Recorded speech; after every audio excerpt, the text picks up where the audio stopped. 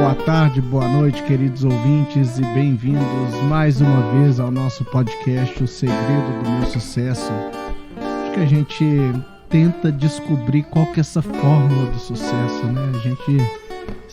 Essa fórmula, essa equação aí que a gente está tentando desvendar. Acredito que lá pro episódio 1500 a gente vai conseguir chegar com essa resposta, não é, Adriana, minha querida co-host? Seja bem-vinda. Olá, gente, tudo bem? Pois é, vamos ver se a gente consegue descrever um receituário aí para inspirar outras pessoas e a gente mesmo, né? Que a gente tem aprendido muito com cada entrevistado que carinhosamente vem aqui. Com certeza. E hoje a gente tem mais uma presença ilustre. Todas as presenças são ilustres, né? Mas essa é mais ainda, um pouquinho também. A gente está prestigiado. Né? Hoje eu tenho aqui com a gente o Dr. Carlos Starling. Bem-vindo, doutor. Um prazer, Lúcio. E uma satisfação estar aqui com vocês. Né? Que bom. Vou falar um pouquinho do Carlos, gente, para a gente ter uma para colocar por que ele está aqui, né? A gente tenta fazer contextualizar um pouquinho. Então, tem um currículo do Carlos aqui, que ele é um médico infectologista, especialista em medicina preventiva e social pela UFMG. Se formou em 82. Carlos é mestre em medicina e possui um curso de especialização de epidemiologia hospitalar pela Universidade de Freiburg, na Alemanha, Society of America, e na CDC, Centers of Disease Control, em Atlanta, nos Estados Unidos, e a Harvard Medical School. Esse tem pedigree, hein? Carlos Starling tem sido um dos pesquisadores de maior destaque no cenário científico internacional por seus inúmeros trabalhos e publicações sobre epidemiologia e o controle de infecções hospitalares. Iniciou suas atividades em 85 pela Fundação Hospitalar do Estado de Minas Gerais, a FEMIG, não é isso? E o Ministério de Saúde, quando implementou um programa de capacitação de recursos humanos para controle de infecções hospitalares em Minas Gerais, que se estendeu para todo o país e posteriormente para a América Latina. É membro fundador da Associação Mineira de Estudos de Controle de Infecções Hospitalares, Associação Brasileira e Associação Latino-Americana de Controle de Infecções Hospitalares. É membro do Comitê Educacional do Society of Health of Epidemiology of America,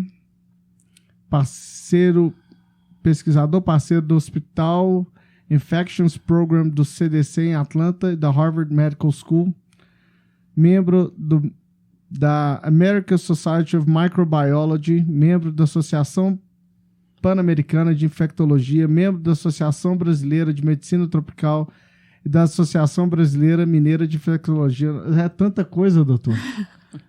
Eu tô pensando em falar, pessoa com currículo, e não tá nem na metade, né? Não chegou nem na metade. Deve ter uns 250 anos de vida, assim, mais ou menos, porque não dá tempo. Pois é. E eu vou dar um pulinho um pouquinho pra frente aqui, que tem tanta coisa que te capacita por ser uma pessoa de sucesso. Se isso aqui não é sucesso, Adriano, o que vai ser, né? Então, bem, vou passar pro doutor daqui a pouco, ele vai me passar um pouquinho dos highlights aí, né, das coisas na carreira dele, mas hoje ele é sócio tem uma clínica que chama Vacine-se, né, sócio proprietário do Centro Mineiro de Medicina Hiperbárica, e aí que tá um dos principais, é que ele é ciclista tetracampeão mineiro de ciclismo. Tá vendo? E hoje ele é presidente da União Ciclística de Minas Gerais, que é uma ONG que tem vários objetivos aí relacionados ao esporte, né? Casado com a querida Joana, que é uma pessoa maravilhosa, espetacular, e pai de 4 filhas, Bárbara, Maria, Eduardo, Sofia e Rafaela. Eu vou ficar aqui o programa inteiro falando só do currículo. Vida intensa, né, doutor? Profissional, família, esporte, intenso. Com certeza. Eu acho que a vida que vale a pena ser vivida, né? O caminho. Eu acho que tem, com muito trabalho, né? Com muito tesão, né? De fazer coisas diferentes, fazer um caminho, né? Que seja prazeroso, né? Não que não tenha alguns espinhos que tem que ter, né? Claro que tem, mas, ao mesmo tempo, uma história, né? Que vale a pena, né? Uhum. Fazer coisas boas, né? Fazer coisas que dão prazer, né? E se sentir confortável em cada uma dessas coisas que a gente faz. Isso tudo aqui que você atingiu, que você conquistou na sua carreira, você acha que até que ponto se traduz em um sucesso que você teve para você mesmo? Você pensou nisso lá atrás, gente, eu quero atingir isso e eu consegui atingir. A gente tem visto muito que o sucesso é muito relacionado com o objetivo, né? A gente setar um objetivo e você atingir esse objetivo. Até que ponto? Ô, Lúcio, eu não diria... Sucesso é um negócio que você não planeja e fica querendo desde o princípio, né? Claro que você tem que ter um planejamento, você tem que ter uma vocação, a vontade de fazer alguma coisa, né? E eu nunca tive muita dúvida que eu queria ser médico, né? Eu queria ser médico e isso eu tive influência familiar. Meu pai era médico e numa cidade do interior, em Ibiá, né? Que uma cidadezinha no Triângulo, né? Mineiro, e eu cresci muito dentro de um hospital, né? Cresci vivendo, às vezes, no serviço de nutrição e dietética, ou seja, na cozinha do hospital, né? Que meu pai ia trabalhar e tudo, me deixava lá com os cozinheiros, com as cozinheiras. Meu pai era médico. Certo. E de vez em quando eu subia numa janela do bloco cirúrgico para espiar uma cirurgia, levava uma seringada de soro fisiológico para parar de... né? E correndo no corredor do hospital. Né? Ou seja, minha vida teve muito a ver, né, na minha casa em Ibiá, o meu pai tinha um consultório, né? Então eu vivia brincando lá e pegando os livros dele, achando, né, aqueles instrumentos super interessantes. Então fui tomando gosto pela medicina.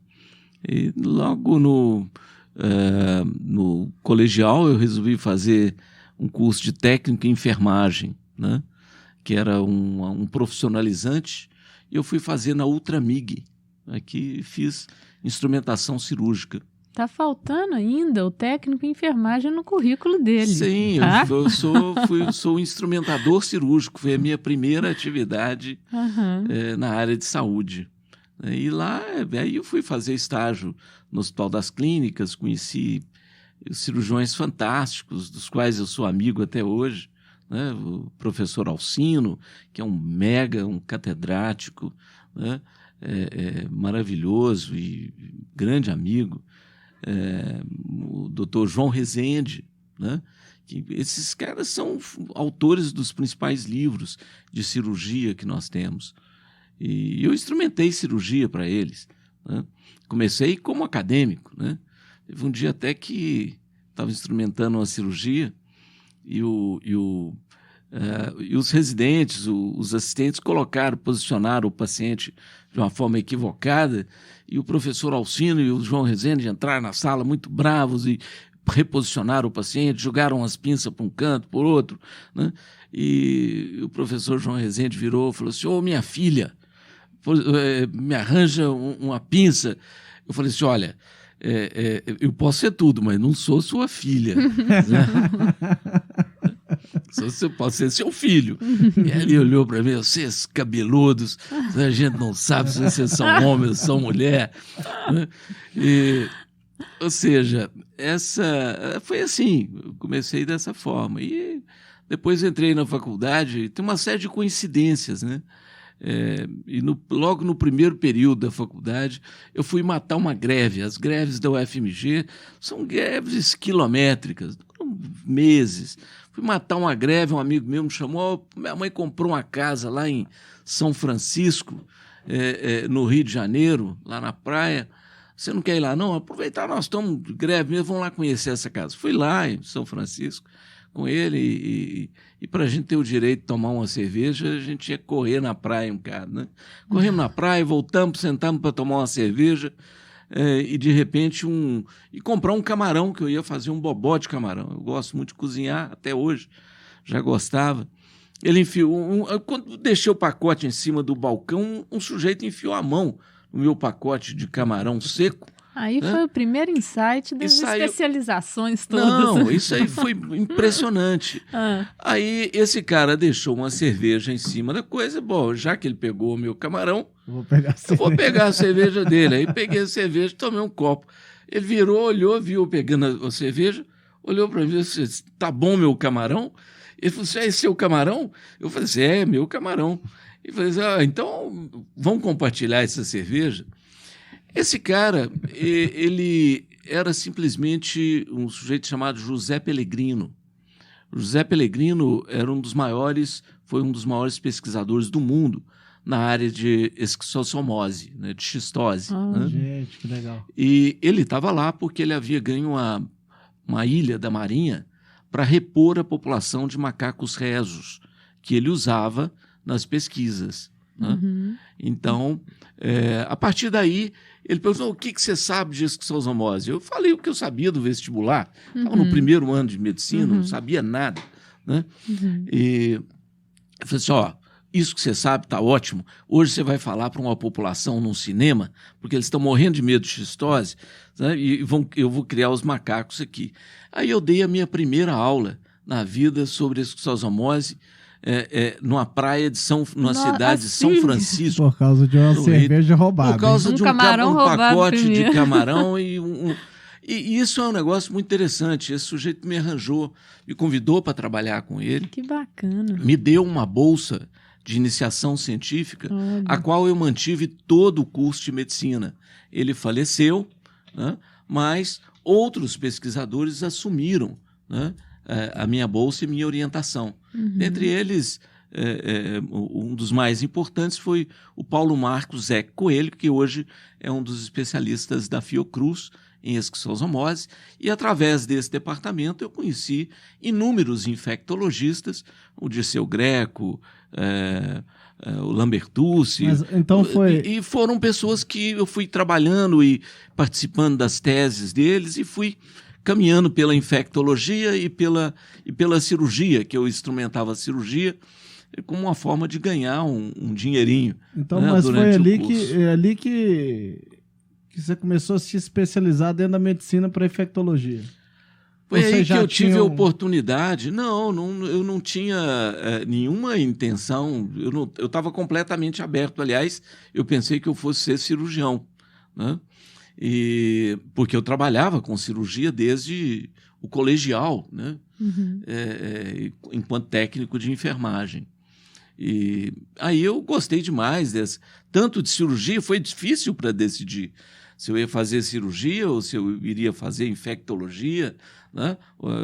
Porque eu tinha ligação, de um lado, com a pesquisa em doenças infecciosas, né? Com a esquistossomose, contato com inúmeros excepcionais pesquisadores, e do outro lado com excepcionais cirurgiões. Né?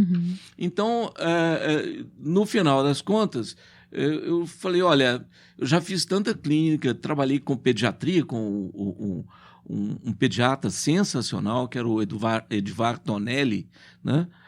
Que eu tive depois o enorme prazer de ter escrito no livro dele, um livro bacana, né?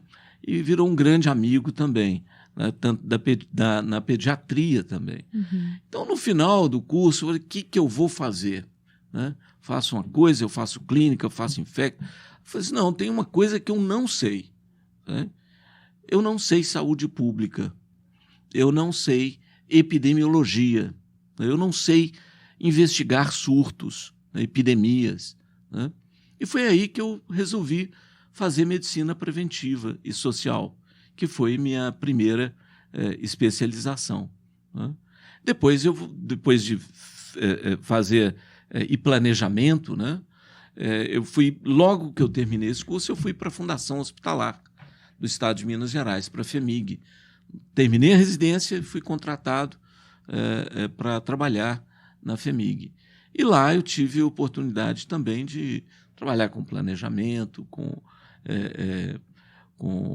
e ir para a Alemanha depois fazer os cursos, um fellow, né, em controle de infecções na Universidade de Freiburg, com o Dr. Franz Dachner, né, que é um centro fantástico, né, um sujeito espetacular, né, que me recebeu com muito carinho, né. E logo que eu voltei, né, teve um evento do Tancredo Neves, né. O presidente morreu, e teve um calvário aí de várias cirurgias, transferência de um hospital para outro. E nessa época um jornalista, um jovem jornalista, veio me perguntar. Alguém falou com ele, eu acho que foi o pessoal da assessoria de imprensa da FHEMIG, falou com ele que tinha alguém que estudava infecção hospitalar, né, que estava voltando da Alemanha, que no caso era eu. E esse jornalista era o Arthur Almeida, que na época era da Rede Manchete, né, e que veio me perguntar, e outros jornalistas vieram. Eu falei, olha, um paciente de mais de 80 anos, com múltiplas cirurgias abdominais e com um quadro infeccioso tão grave, a mortalidade chega próximo de 80% a 85%, principalmente que ele já tem uma insuficiência renal. Então, existem scores, né? Existem dados que mostram que pacientes nessas condições, a chance de morrer é muito grande, né? E isso foi um choque. O pessoal falou, mas a chance de morrer 85% num presidente que assumiu um país depois de 20 e tantos anos de ditadura, né? Isso teve uma repercussão muito grande, né? E, de fato, ele morreu era estatisticamente mais provável, né? Esperado, né? E nessa época, então, eu assumi o controle de infecções da FHEMIG, né? E do Ministério da Saúde eu passei a ser um colaborador na difusão de informações e formação de recursos humanos para o Brasil inteiro na área de controle de infecções. E aí foi uma coisa quase que natural. Eu voltei definitivamente para a infectologia, né? E foram vários cursos, vários fellows fora e parcerias de pesquisa com o pessoal do CDC, na área de tuberculose, com o pessoal da Harvard, num programa chamado Project Hope. Foram vários de implantação de controle de infecções em países em desenvolvimento. E aí vai formando uma rede de relacionamentos que é extremamente catalisadora, né? Então você vai fazendo amigos e quanto mais pesquisa você faz, mais pesquisa aparece, né? Hospital na época que não tinha controle, não existia praticamente controle de infecções nos hospitais, nós iniciamos esse trabalho, né? E fomos formando gente e estruturando linhas de pesquisa nessa área, né? E foi muito interessante, uma coisa que começa com uma mão num pacote de camarão. Enquanto o senhor foi falando dessa rede que foi se formando, eu pensei aqui em perguntá-lo exatamente sobre o network, a importância que esse network teve na evolução rápida da carreira do senhor. Não, é fundamental, né? Relacionamento é importantíssimo. E principalmente bom humor e otimismo, né? São coisas fundamentais, né? Se eu tivesse brigado com o cara, pô, você enfiou a mão no meu pacote de camarão, cara, tira essa mão suja do meu pacote de camarão, né? E eu achei aquilo engraçadíssimo. Primeiro que era um cara muito engraçado, né? Eu olhei para a cara dele assim, ele olhou para a minha cara E depois nós descobrimos que o pai dele era um grande amigo do meu pai. Olha só. Olha que né? coisa. E isso é um negócio bacana. Né? É interessante, né? Nessa área coincidência também, é o que a gente vem conversando nos outros programas, da questão da sorte.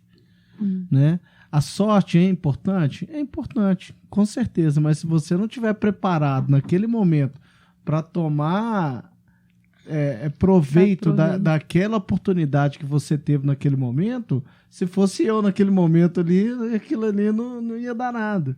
Não ia dar porque não tinha preparação técnica para isso. O que a gente vem falando nos programas anteriores foi sorte. Bom, o que é sorte? Vamos definir sorte, conceituar, alinhar esse conceito de sorte. E a gente chegou mais ou menos num conceito aqui que sorte nada mais é que você está capacitado quando a oportunidade aparece. Então, se a oportunidade não aparecer e o senhor já estivesse capacitado, não teria dado sequência, se a oportunidade não chegasse. E se o senhor não tivesse capacitado e a oportunidade chegasse, que foi o exemplo que o Lúcio deu, da mesma forma não daria. Não ia acontecer. Então, esteja preparado para quando a oportunidade ousadia, chegar. Sabe? Hoje eu fico pensando, né? A minha conversa com o Pellegrino naquele boteco, né? Foi uma conversa engraçadíssima. Né? Primeiro começou com a navegação de planetas. Você nem imaginava quem que era o cara. Não, nem imaginava. E ele estava com uma epidemiologista fantástica sentada na mesa, que era Maria Fernanda. A Maria Fernanda é uma das pesquisadoras mais conceituadas, né, da Fundação Oswaldo Cruz, da universidade, né, na área de epidemiologia, que estava lá exatamente para participar com o Pellegrino desse projeto. Né? E eu comecei a conversar sobre isso porque o meu tio, o tio Ernesto, que tem culpa no meu nome, né? Eu chamo Carlos Ernesto, né? O pessoal resume para Carlos Starling, mas eu tenho um Ernesto aí no meio. E o Ernesto, o tio Ernesto, ele tinha um observatório astronômico, ele era um alemão, fazia lá na rua Pouso Alegre, ali na floresta. Tinha uma cúpula de prata, ele abria o negócio, eu entrava lá e a gente ficava vendo os planetas, né? Eu não conseguia entender, o planeta estava lá em cima e a gente olhava para baixo como se estivesse olhando o microscópio, eu não conseguia entender aquilo, mas eu estava vendo Júpiter, Saturno, né? Vendo a Lua. Tinha uma veia aí para astronomia. E ele me ensinou muita coisa de como é que os planetas circulam. Não era astrologia, não, era astronomia mesmo. Né? E o Pellegrino adorava isso também. Era um cara brilhante, extremamente inteligente. E eu comecei a conversar com ele. A conversa fluiu, né? Conversa fluiu. E depois até que ele me perguntou, o que você faz? Eu falei assim, olha, eu estou começando a fazer medicina. Ele falou, que maravilha. E o que você sabe de esquistossomose? Eu tive a ousadia de falar para um dos maiores pesquisadores do mundo o que eu sabia sobre a esquistossomose, que era basicamente o ciclo da esquistossomose que a gente aprende para fazer vestibular. Né? Eu não tinha feito sequer parasitologia na escola. Né? E naquele momento o senhor já o conhecia? Não sabia, não tinha a menor noção. Veio saber de quem era. No futuro, depois que... Não tinha a menor noção de quem eram aquelas pessoas. Né? E acabou virando um grande amigo e nosso... eu passei a trabalhar com ele em diversas pesquisas e publiquei trabalhos com ele sobre padronização de intradermo-reação de um teste cutâneo para fazer diagnóstico de esquistossomose. E as pessoas que eu me relacionei naquela época no laboratório, lá na Pampulha, no Instituto de Ciências Biológicas da UFMG, são pessoas com as quais eu mantenho contato, né? Com o Paulo Marcos, que assumiu minha orientação. Eu dou aula com ele até hoje na Fiocruz. Todo ano eu vou lá, dou uma aula, faço uma conferência sobre controle de infecções no curso de pós-graduação da Fiocruz. E tenho o prazer de encontrá-lo, assim como o Naftali Katz, que foi outro pesquisador da época, que trabalhava também e trabalha até hoje com esquistossomose. Doutor, então você teve essas pessoas Você teve muitas pessoas que te inspiraram nesse caminho todo, né? Com certeza, com certeza. Durante esse tempo todo. E como é que você se sente hoje? Você passa a ser a pessoa que inspira outros? Que outros se espelham em você? Eu quero ser um dia o Dr. Carlos, por exemplo. Olha, a gente tem essa responsabilidade, né? Se tem uma coisa fundamental, eu acho que na vida, é a reprodução, né? E você reproduz, enquanto ser humano, de várias formas. Você se reproduz tendo seus filhos, criando seus filhos, e reproduz ideias, né? E você espalha ideias, você dissemina conhecimento e certamente inspira pessoas. Eu passei a formar inúmeros residentes, dar aula na faculdade, né? O que eu faço até hoje. Então, aliás, ontem foi muito interessante. Eu fui dar uma aula no Congresso de Acadêmicos, né? Fui convidado para dar uma aula para o Congresso de Acadêmicos de Medicina da Faculdade de Ciências Médicas, né? Um negócio genial, né? Centenas de estudantes, né? Ávidos por conhecimento, né? E você termina a aula, eu falei para eles sobre sepsis, né? Septicemia, um problema secular da medicina, né? E a ligação entre uma determinada doença infecciosa e um contexto sociopolítico mundial, né? E os alunos com os olhos brilhando. Então, aquilo é um espetáculo, né? Ali você percebe claramente a importância da reprodução, né? E o que nós fazemos também, né, de certa forma, no ciclismo, né? Sim. O ciclismo foi muito interessante. Eu comprei uma bicicleta no dia do meu aniversário, né? Eu sempre pedalei, desde menino eu ia de Ibiá até a fazenda do meu avô de bicicleta, né? Numa estrada de terra, uma bicicleta pesada, né? E de vez em quando eu chegava lá, meu avô, meu filho, você está ficando louco, você andou 18 quilômetros de bicicleta. É exatamente o que nós damos 5, 6 voltas na Lagoa da Pampulha hoje. Você anda, né? 100 e o pessoal, você está louco. Você está louco, nós andamos 100 quilômetros num sábado de manhã, né? Mas isso não foi sempre assim. Eu parei de pedalar e tudo, e um dia, no dia do meu aniversário, eu morava lá na Rua Genebra, na Nova Suíça, e eu tinha que chegar em casa, né, para receber as pessoas, e tinha um trânsito pesado demais, e eu vi do lado, assim, eu parei, olhei, tinha uma loja de bicicleta, a Bici Shop do Alisson. Assim. Uma propaganda gratuita para a Bici Shop, né? Pode ficar à vontade. E aí, como o trânsito não andava, eu falei assim, olha, sabe de uma coisa? Estou precisando de comprar uma bicicleta. Eu estou gordo, estou mal arrumado, estou precisando de arranjar um negócio para dar uma aliviada na cabeça, sabe? E entrei na loja de bicicleta. Saí de lá com a bicicleta, cheguei em casa com a bicicleta debaixo do braço. E no dia do meu aniversário, né, eu saí para andar na Tereza Cristina com aquela bicicleta. Quando eu estava andando lá, passou um sujeito assim por mim. Eu falei, mas como que esse cara anda depressa desse jeito? Rápido, né? Sabe? E se tem uma coisa que ciclista não admite, é ficar para trás. Né? Aí você tem dois ciclistas andando, o desejo de um é deixar o outro para trás. Né? E é uma coisa devastadora do ponto de vista moral você sobrar. Né? O Lúcio sabe bem do que é isso. Né?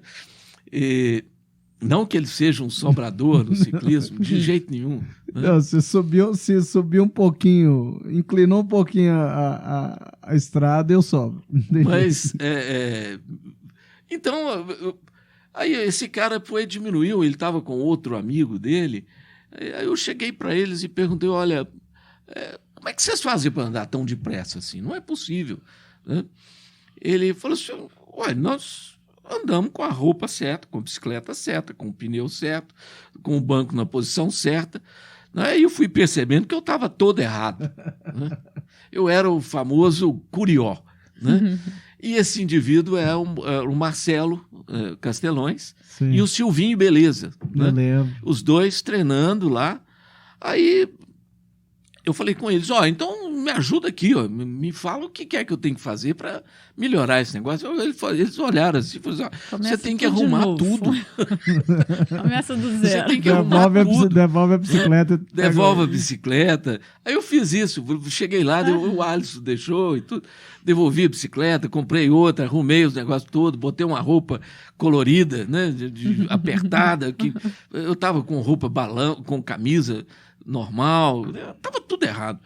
E a partir daí eu comecei a treinar com eles, andar com eles. Naquele momento, aquelas pessoas te inspiraram, né? Para você melhorar. Me inspiraram. Né? E a partir dali, uma aventura enorme, eu passei a ir na Pampulha, andar com eles no sábado pela manhã. E acabou virando a União Ciclística,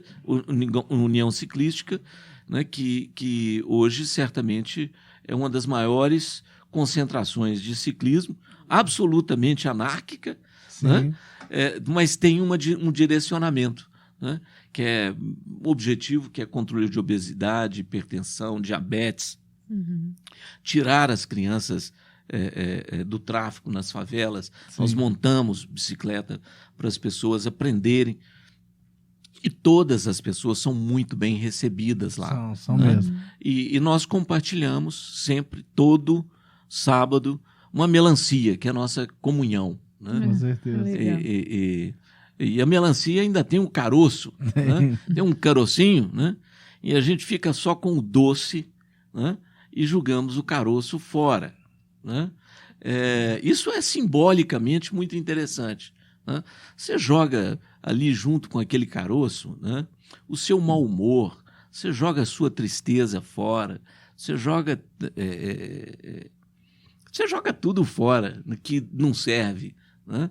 E fica com o sumo, com o líquido, né? E é por isso que eu chamo aquilo lá da nossa comunhão de todo sábado. Você vê todos os dias ali o que a gente faz e tudo. Não só, esse é um exemplo deles, que de uma forma ou de outra a gente pode inspirar uma outra pessoa no dia a dia, no que for. E a gente ajuda, a gente consegue, de certa forma, contribuir um pouquinho para que aquela pessoa seja um pouco melhor. Né? Nesse caso aí, você, um médico famoso e tudo mais, você simplesmente, com muita humildade, perguntou como é que eu faço isso aqui, né? Então não existe essa mantra de sempre quem que é melhor do que o outro. Não, a gente consegue modificar a vida dos nossos parceiros, de tudo que está em volta aqui, de uma forma muito simples. Com certeza. Eu acho que essa abertura, essa vontade de conhecer, essa curiosidade e essa audácia também, né? Sim. Porque você subir numa bicicleta por volta de 40 anos, né? E querer ser um atleta, né? É um desafio enorme. Muito. Né? E eu costumo dizer o seguinte, usando o ciclismo como exemplo, né? Você estava falando das montanhas, das subidas, né? Eu fui para o Tour de France participar lá do L'Étape de Tour aberto na França. O L'Étape, para os ouvintes, e o L'Étape do Tour, tem o Tour da França, que é a maior competição de ciclismo do mundo, acontece em julho. E o L'Étape do Tour é uma etapa que eles pegam, a etapa mais difícil que eles pegam, e abrem para todos os competidores amadores completar essa mesma etapa, igualzinho ao percurso que os profissionais completam, e ela é aberta para todos os amadores. Então o evento de ciclismo deve ser o maior do mundo, deve ter umas 5.000 pessoas. O né? ciclístico do mundo. E eu nunca vi nada tão difícil na minha vida. Né? E tem hora que você está subindo aquelas montanhas, 20 e tantos quilômetros de subida, E você pergunta, mas para que eu estou fazendo isso? Que eu estou fazendo? O que eu estou fazendo aqui? Né? E essa pergunta nós nos fazemos ao longo da vida toda diante de dificuldades. Né? Por que eu não faço outra coisa? Por que eu não vou mexer? Olha, persista. Né? Que você só vai chegar a ver o seu feito, né? No final dessa história, no final dessa montanha, no final dessa competição. Né? Então, você tem que ter audácia, você tem que ter perseverança, né? Você tem que ter um monte de... e tem que estar preparado. Tem que estar preparado fisicamente, emocionalmente, para enfrentar as montanhas que vão aparecendo ao longo da vida da gente. Né? Sim, com certeza. E o objetivo nem sempre você alcança. Às vezes você arranja uma montanha derivativa e, olha, e bom também, né? Bom também. É outra opção. Então, ter flexibilidade de mudar, não consigo, essa montanha eu não consigo, eu vou mudar de rumo. Né? Ou seja, você tem que estar aberto para as circunstâncias que se apresentam para você. Né? E escolher, né? Saber escolher. No início da entrevista do senhor, você disse sobre lidar com os espinhos que vão aparecendo na vida, né? Quando eu disse que o senhor vive muito intensamente, pai de 4 filhos, um currículo espetacular, profissional, esportista, atleta.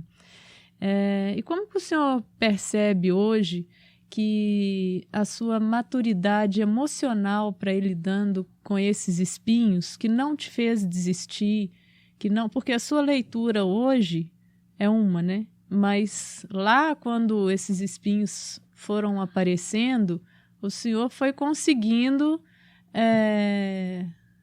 ultrapassá-los. E como que o senhor percebe essa crescente de maturidade assim, que te levou aonde o senhor chegou hoje? Bom, eu vim para cá, para Belo Horizonte, de Ibiá para Belo Horizonte, aos 10, 11 anos de idade. Né? Vim morar com meu irmão, né?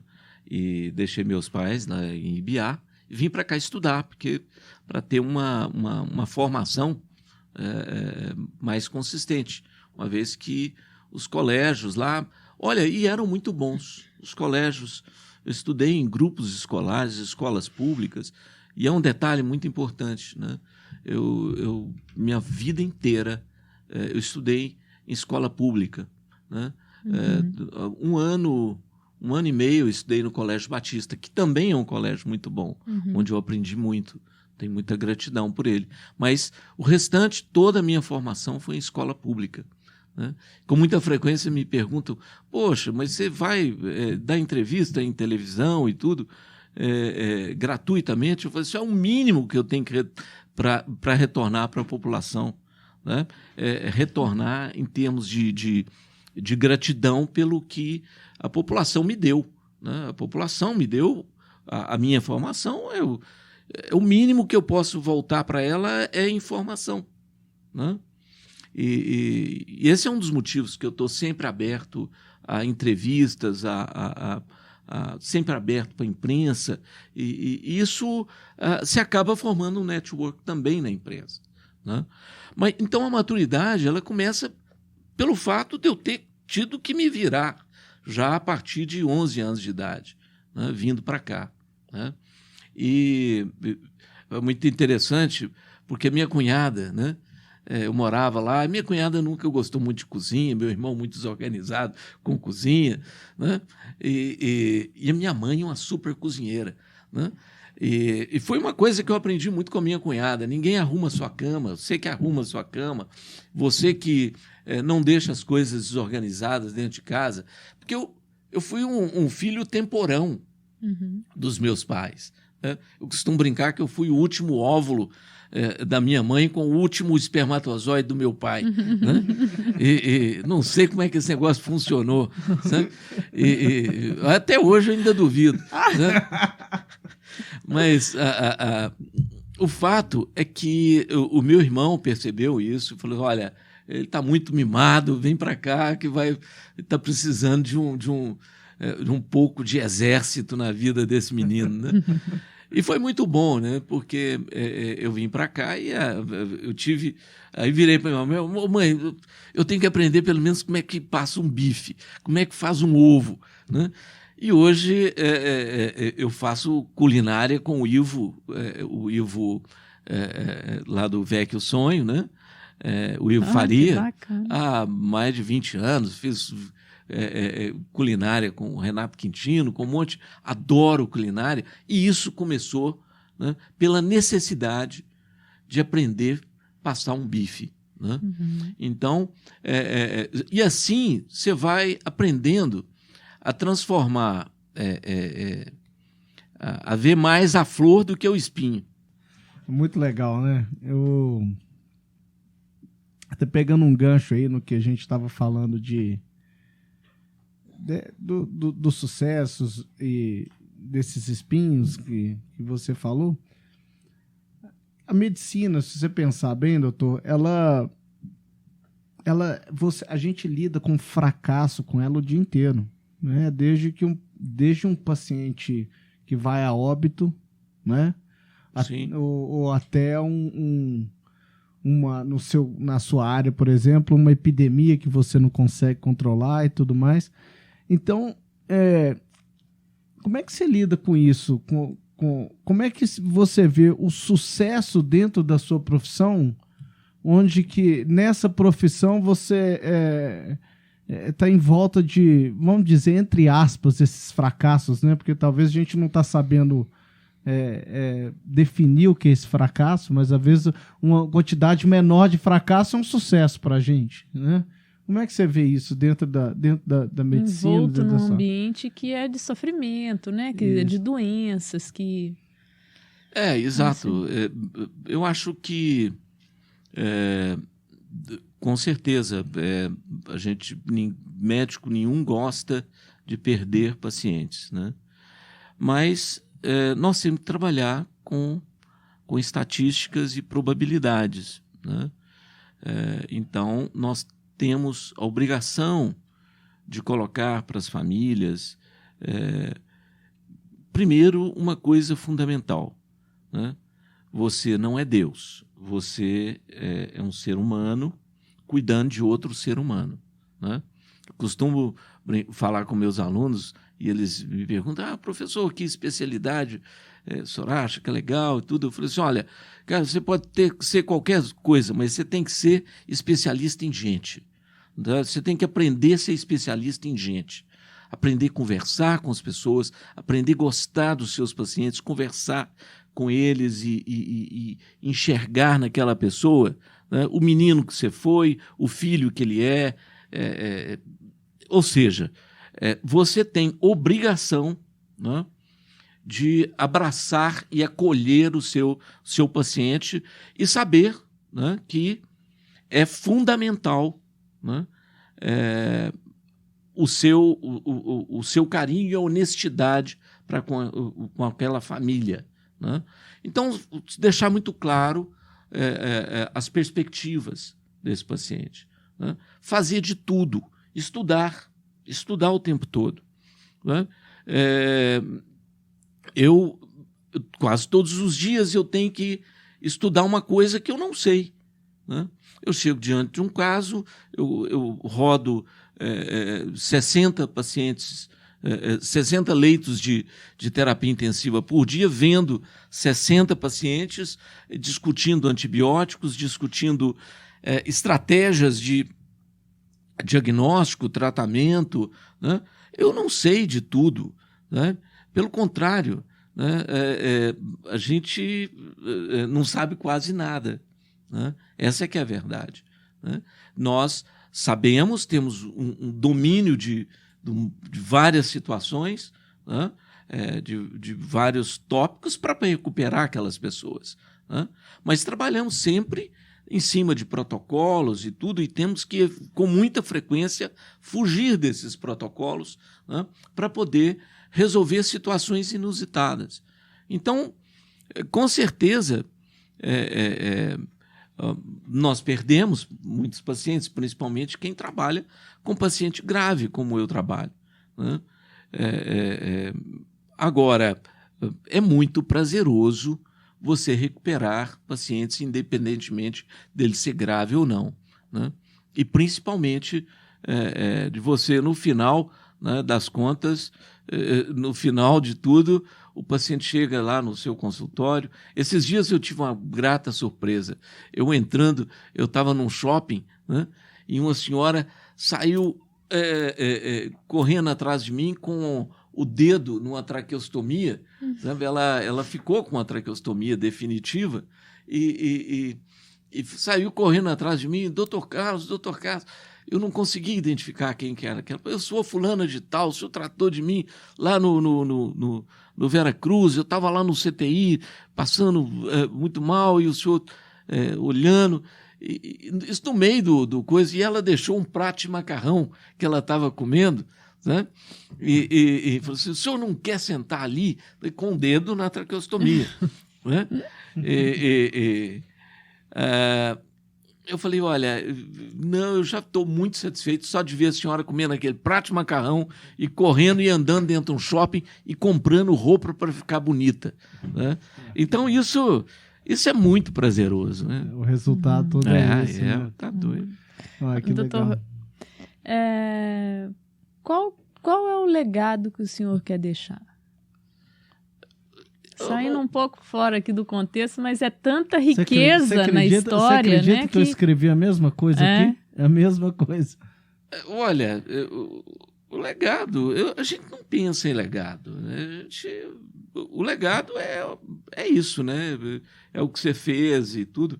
E a percepção de que isso e nada é a mesma coisa, né? O universo, como diz o Cortella, que é muito engraçado, né? Muito um filósofo bacana, né? E ele fala assim: olha, você é um entre... como é que ele fala? Um entre 4 bilhões de pessoas que vive num planeta... entre um planeta minúsculo, entre milhões de planetas, entre milhões de galáxias. Na palestra dele, você sabe com quem você está falando? Ou seja, exatamente. Essa palestra dele, você sabe com quem você está falando? Aí ele começa... Assim, olha, eu acho que a gente tem que ter a percepção de deixar esse legado, né? De que, no fundo, tudo que a gente faz, você faz porque tem que fazer, porque faz parte da sua vida. Mas não é um negócio assim... E é importante mostrar que qualquer um pode fazer, né? Se você fez, outros podem fazer, né? Todos podem fazer. Esse é um legado, né? De que corra atrás, correr atrás, batalhar, estudar, dar o seu melhor e se sentir confortável, né? Que é os gregos chamavam de eudaimonia, né? Você tem que estar num ponto onde você se sinta bem, né? E fazer as coisas, e viver, né? Viver intensamente mesmo, porque você não sabe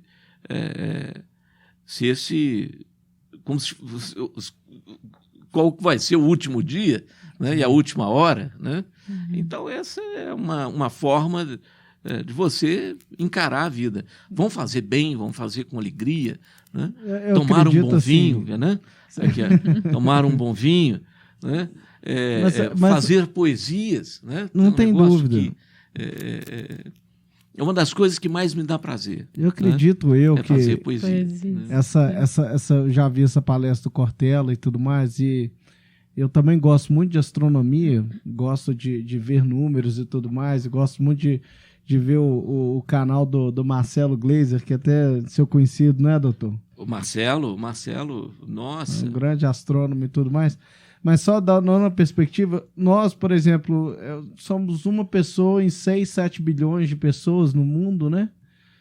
Dentro de um sistema solar que são 200 bilhões de estrelas na Via Láctea sozinha, no mundo de 2 trilhões de galáxias no mundo, você faz 2 trilhões vezes 200 bilhões, dá 10 vezes mais a quantidade de grãos de areia que existem na Terra, só de estrelas no mundo. Para cada estrela deve ter 10 planetas, 5 planetas. Então você pensa, pô, nós não somos nada, né? Só que você é muito para aquele cara que tá do seu lado, né? Para aquela senhora que te achou no shopping. O senhor era tudo, deve ter sido tudo em determinado momento na vida dela. Então essa claro. Relativização, exatamente. Eu acho importante a gente colocar nessa balança que faz muito sentido para um olhar de humildade, de que sempre podemos aprender mais, isso é muito legal, mas também reconhecer a nossa importância social, o impacto que a gente tem, que a gente gera na vida de outras pessoas quando a gente age positivamente ou negativamente, né? Assumir essa autorresponsabilidade. Claro. Só que a gente não fica pensando nisso toda hora, ou seja, a gente vai fazendo... No fundo você vai fazendo, né? E eu tenho um defeito muito grave, que eu planejo pouco, sabe? A Joana, minha mulher, né? Ela vira para mim, pô, mas você planeja pouco, você é muito desorganizado, né? E eu tive um professor, o Schorner, um professor de planejamento na faculdade, na residência. O Schorner virava e falou assim, olha, a criatividade exige um pouco de desorganização, sabe? Aliás, o planejamento, ele exige ousadia e não pode ser tão certinho assim. Você tem que colocar uma variável... Senão fica limitador, né? Você emburrece o processo, sabe? Senão seria muito fácil. Era só se planejar e dar certo. Claro, tem que planejar. E a gente tem que fazer isso, principalmente quem mexe com negócios, né? Que mexe com empresas. Sim, com certeza. Né? Você tem que planejar, né? Estabelecer metas e tudo. Mas sem te engessar, né? Sem te engessar, né? Sem te engessar.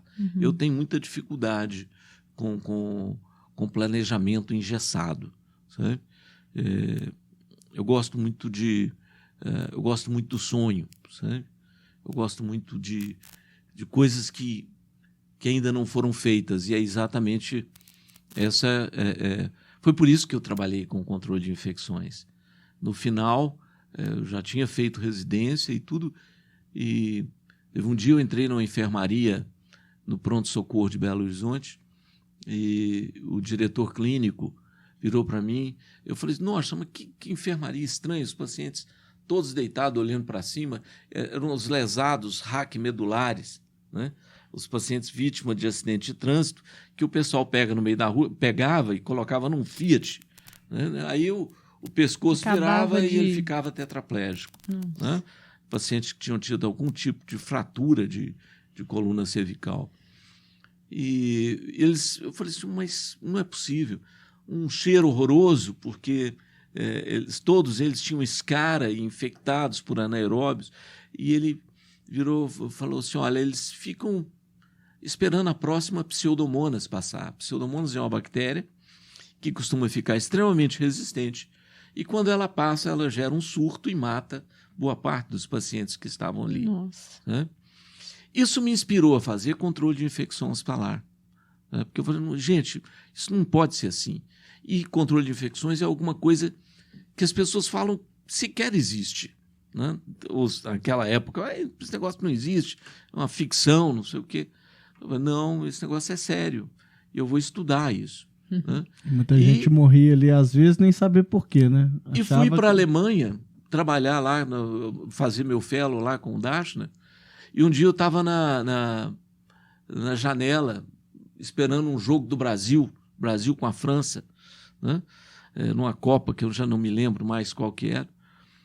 E quando caiu um motoqueiro na rua, aí nós descemos, uma enfermeira lá de Curitiba, nós descemos para acudir o motoqueiro. Chegamos lá, o motoqueiro já tinha sido recolhido, né?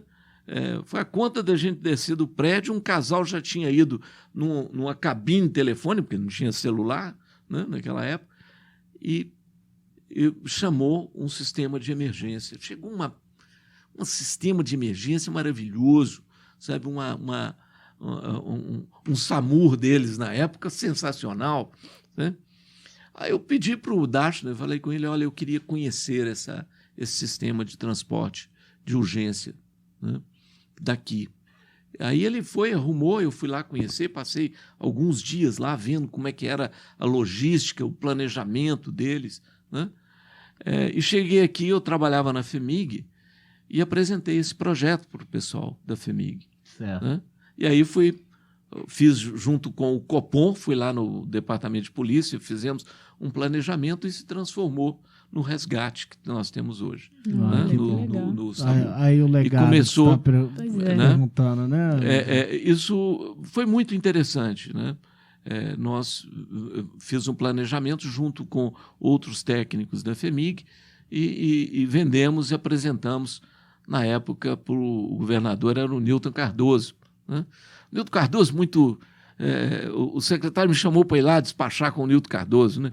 E mostrar o projeto, a importância, e o doutor Newton estava despachando com várias coisas, com várias pessoas ao mesmo tempo, uma confusão danada, e eu com as transparências para mostrar para ele.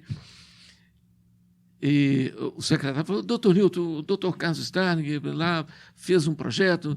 Ele falou, pois não, meu filho. Eu falei assim, olha, e vi que ele chamava pedia um café para outro, né? Típico de um político, né? Sim. Que recebe muita gente. Eu falei assim, olha, doutor Newton, eu não vou mostrar número, o quanto de vida que isso vai salvar, não é nada. Eu falei, doutor Newton, isso aqui vão ter 50 ambulâncias na região metropolitana, rodando com a sirene ligada e escrito Governo Newton Cardoso.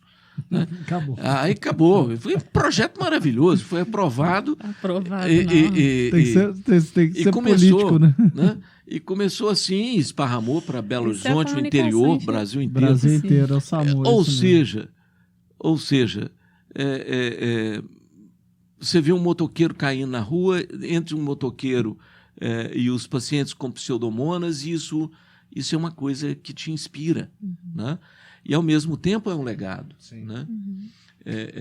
E dessa passagem pela Alemanha, estava começando a AIDS. Né? Eu olhava os pacientes com AIDS na unidade de doenças infecciosas lá. Estava começando. Né? Cheguei aqui e falei com o pessoal da FEMIG, nós vamos enfrentar uma epidemia brutal, né, de AIDS, né, de uma doença. O pessoal, que isso, Stalin? Nosso problema aqui é esquistossomose, que você estudou tanto, doença de Chagas, olha, e vai ser AIDS também para o mundo inteiro. Né? E passaram alguns dias, falei assim, nós temos que nos preparar para receber esses doentes. Nada, ninguém tomou deu muita bola. Ninguém deu muita bola para isso. Passaram alguns dias, apareceu o primeiro paciente. Né? Esse paciente chegou e, como ninguém conhecia a doença, o pessoal, ele era cabeleireiro de uma paciente lá do Triângulo, de um deputado, uma mulher de um deputado do Triângulo Mineiro. E ele chegou e foi lá para a Secretaria de Saúde, o secretário trancou na porta, trancou dentro da sala, as secretárias sumiram, todo mundo com medo do paciente pegar aquela doença que ninguém conhecia. Né? E aí depois esse doente foi lá para a FEMIG e ninguém tinha lugar de pôr. Aí me chamaram para ver, eu fui lá, falei, nós vamos ter um lugar de pôr esse doente. Colocamos na unidade de queimados que estava sendo reformada no João 23, que durante um bom tempo foi uma unidade de AIDS. Né? E lá nós trabalhamos. Um indivíduo chama Carlos Alberto Becker, o Buduca, um médico, um clínico genial. O Luiz Antônio Loures e o Marco Antônio Ávila Vitória, que era um acadêmico. Foi muito interessante porque nós tivemos muita dificuldade de lidar, porque as pessoas tinham medo daqueles pacientes.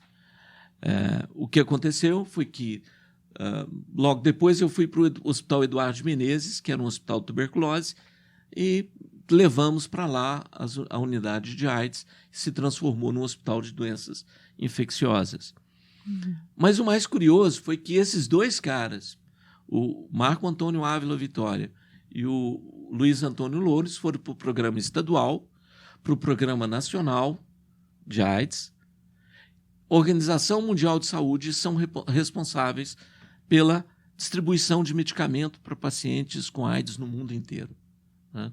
Então, poucas pessoas sabem, conhecem essa história. Muita gente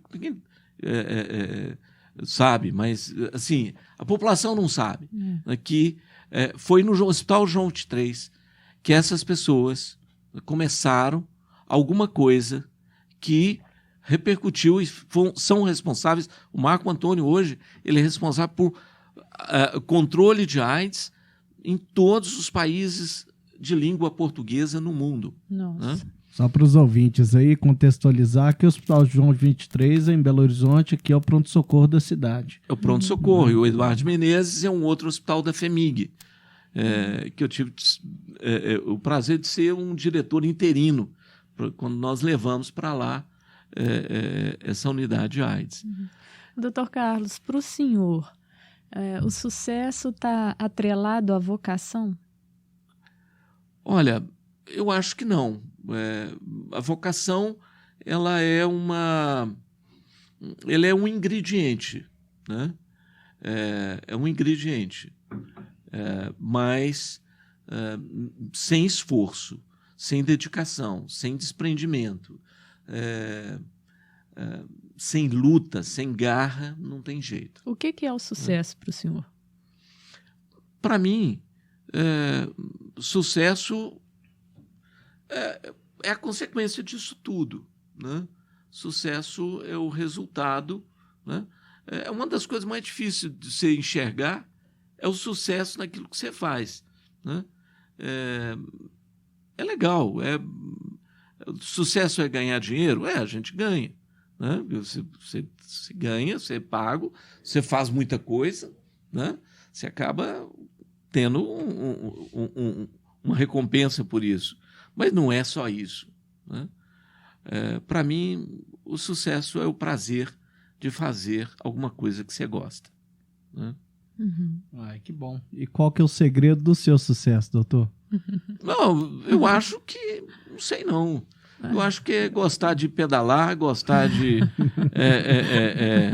gostar de pedalar, gostar de fazer poesia, de fazer da vida um pouco de poesia, né? De música, né? De namorar, né? de cuidar das pessoas, de encontrar pessoas. Tomar um vinho. Né? Eu acho que é abertura, né? Abertura pelo que vem, o prazer. Muitas vezes poder fazer. Prazer de estar aqui conversando com vocês. Poder fazer isso tudo, né? Isso é muito legal. A gente poder fazer isso tudo, ter saúde, então... Poder, exatamente, né? Se tem uma coisa que é fundamental, você ter saúde, lucidez, né? Que a gente acha que tem, né? Sim. E que às vezes você se perde, né? Por achar que está tão lúcido assim. Sim. Né? Posso fazer a última aqui? Pode Fugindo fazer. do script, que eu sei que você já está para desligar. Não, eu tô aqui porque a gente, Tempo já. o papo, quando é bom, a gente Nossa, fica aqui, pois fica é. muito tempo, mas não tem problema nenhum. Mas fugindo mesmo um pouco até do especificamente falar do sucesso, mas considerando uma percepção, eu estou conhecendo o senhor hoje, né, aqui, mas a sabedoria toda de vida, a percepção tão profunda das coisas, das relações, da importância social, enfim. E fazendo um paralelo com uma estatística hoje de um aumento drástico de pessoas depressivas, um aumento muito grande também do índice de suicídio. principalmente entre adolescentes, jovens, já estão Entre médicos. Já estão vendo crianças de 9, 10 anos de idade. E é um padrão, assim, social de muita reclamação, de muita queixa, de muita lamentação, né? E eu percebendo do dia a dia do senhor, extremamente intenso, eu não estou encontrando outra palavra para definir melhor, porque o pai, voltando, 4 filhos, médico com inúmeras funções, responsabilidades enormes, a proatividade no ciclismo. O que o senhor fala? E assim, de bem com a vida, né?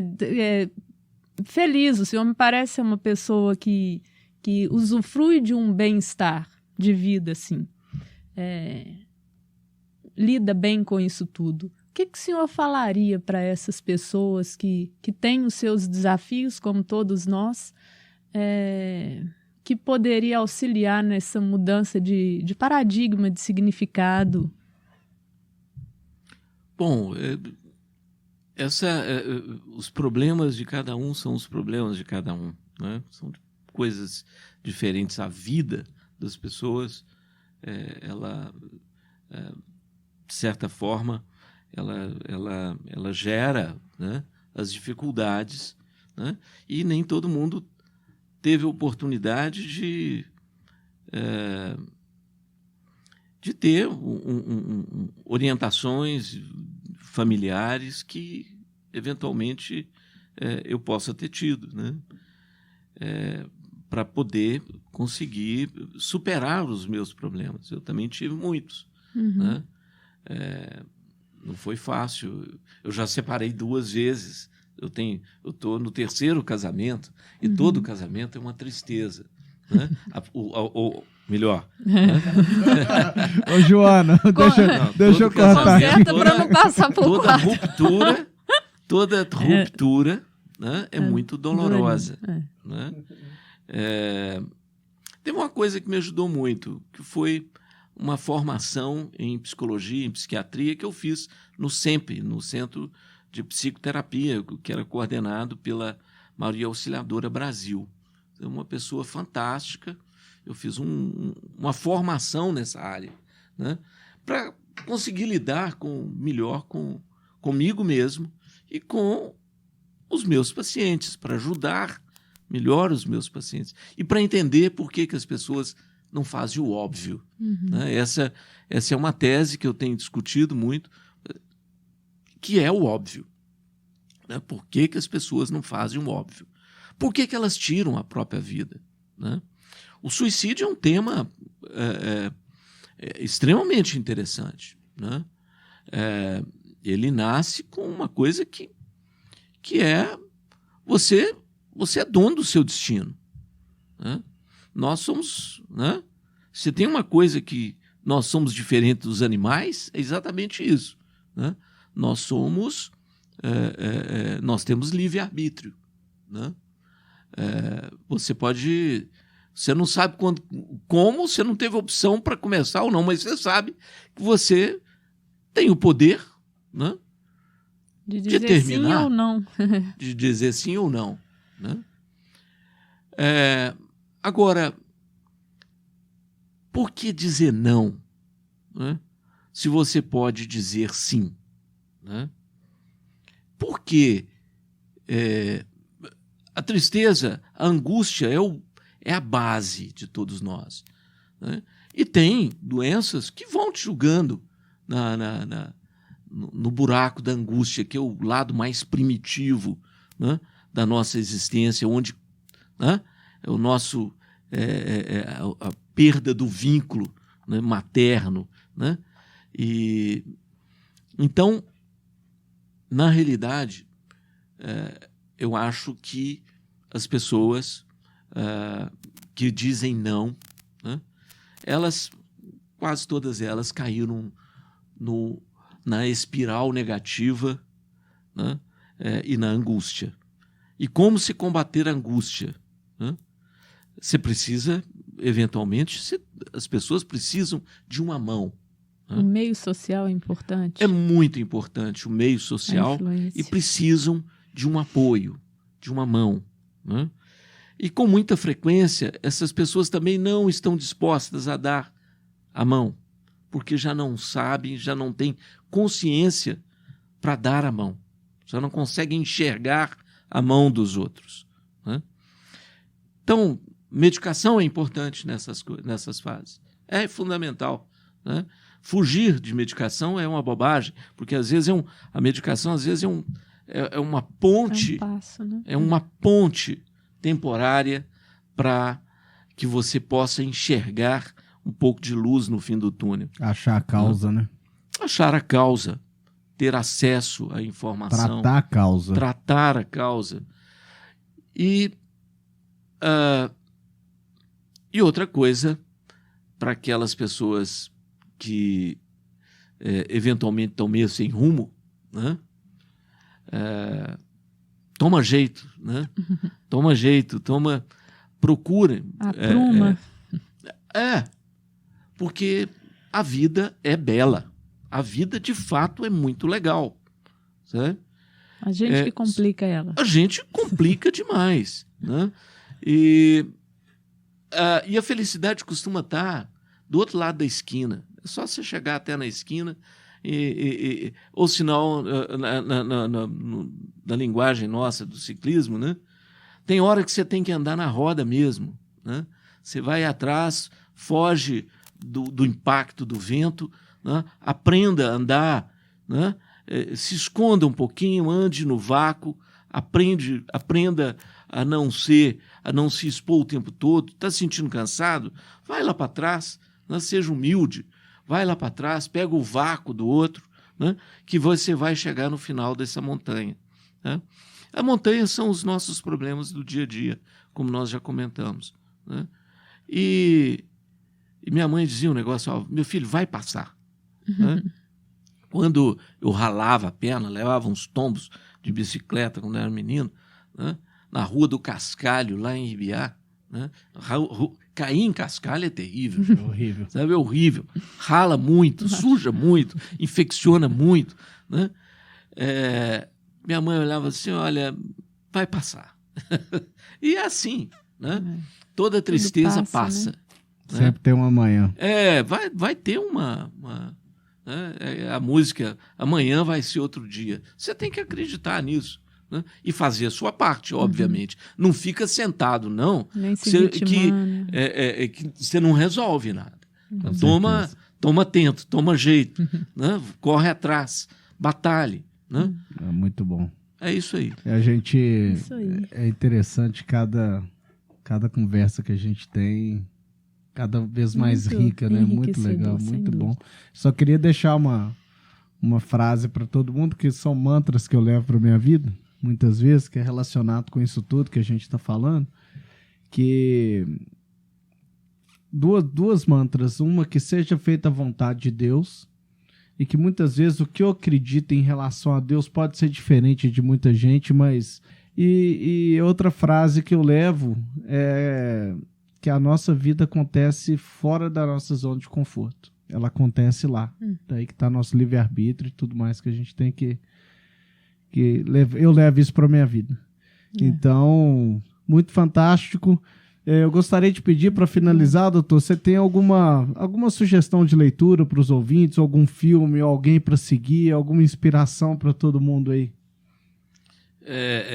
Eu não recomendo seguir gurus.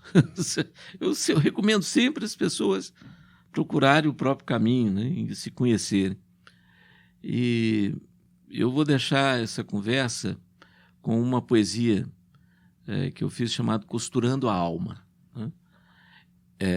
Costurando a alma entre dois mundos vagos, solitário, perplexo e imperfeito. Faço e refaço o que não tem fim. Recolho meus destroços, junto meus fiapos, preparo a terra e planto um novo jardim. Até quando os átomos se reagruparão e ganharão vida? Enquanto houverem sonhos, até o último suspiro, seguirei costurando a alma. Nossa, que lindo! A gente É isso aí. fala amém, né? Nossa, Amém. fechou com Isso chave aí, de fechou ouro. com Foi chave um de prazer enorme Maravilha. conversar com Ai, vocês. que bom, foi Viu? muito Prazer bom. foi Obrigado todo pela nosso. Agora presença. vamos abrir esse doutor. vinho, né? Tá precisando abrir esse vinho E aqui. obrigado, Adriano, mais Obrigada uma vez pela sua presença Adriana, foi um aqui. prazer. Sim, prazer Viu? foi Está todo sendo meu, cada doutor. vez melhor. Um abraço a todos, bom dia, boa tarde, boa noite. Tchau. Tchau.